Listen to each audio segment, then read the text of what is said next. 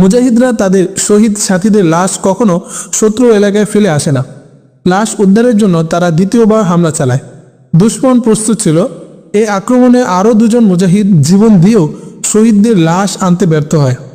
শত্রু পোস্ট বিজয় না করা পর্যন্ত লাশ আনা সম্ভব নয়।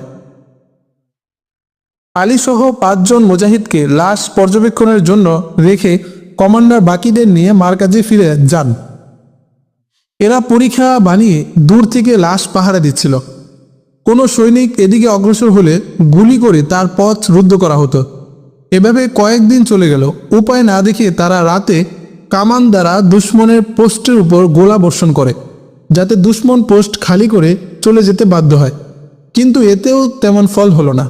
তাদের পোস্ট ছিল অনেক উঁচুতে। মুজাহিদদের গোলায় তাদের তেমন ক্ষতি হচ্ছে না। অপরদিকে মুজাহিদদের পরীক্ষার অবস্থান লক্ষ্য করে